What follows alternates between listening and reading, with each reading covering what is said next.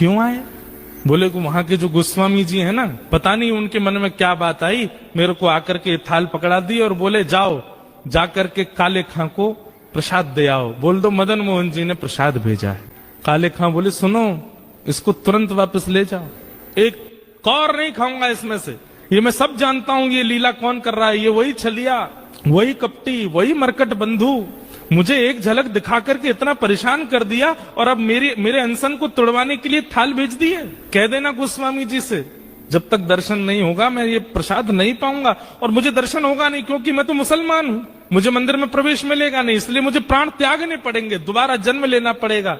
और सुनो एक बात और कह देना अपने मदन मोहन से। बोले क्या? उसने जो अपना नाम धर रखा है ना जगन्नाथ, मैंने सुना था कहीं उनका नाम जगन्नाथ है, उनसे कह दो कि तुम जगन्नाथ नहीं हो, अपना नाम रखो हिंदूनाथ, तुम केवल हिंदुओं के नाथ हो, ये जगतनाथ मत बोला करो अपने आप को। ठाकुर जी खड़े खड़े सुन रहे हैं। बोले सुनो गुसाई जी की बात तो सुन लो पूरी।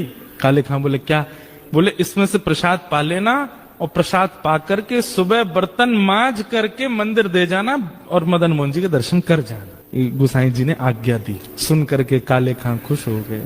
लेकिन अब स्थिति ये हो गई कि पहले तो हर जगह मदन मोहन जी दिखते थे, लेकिन अब वो टहलुआ दिख रहा है। अब ये मोहन थार उठा मैं तब भी टहलुआ का स्मरण हो, पूड़ी उठा मैं तो भी टहलुआ का स्मरण हो, सब्जी खा मैं तो भी।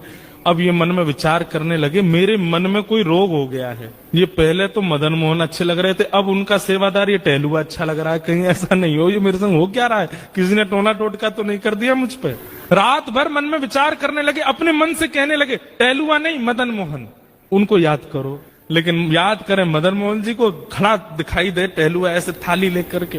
रात्रि में ठाकुर जी ने गोस्वामी जी को सपना दिया और स्वप्न देकर के कहा, बोले पहले दिन चिट्ठी लेकर के मेरा भक्त काले खां आया था, द्वारपाल ने उसको डांट भगा दिया। अरे गोस्वामी जी मुझे उसको स्वीकार करना और मैं उसे स्वीकार कर चुका हूँ। 3 दिन से अनशन व्रत पे था, मैं अपनी सोने की थाल में भोजन दे करके आया हूँ, कल वो थाल धो करके जब मंदिर आवे सब उसको रोकेंगे, लेकिन आप आकर के उसको भीतर बुला लेना, मेरा दर्शन कराना।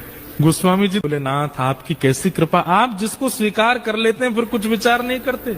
रात भर भोजन तो कर नहीं पाए, वो यही सोचने लगे टहलुआ टहलुआ, अरे नहीं नहीं मदन मोहन मदन मोहन मदन मोहन मदन मोहन नहीं टहलुआ टहलुआ टहलुआ।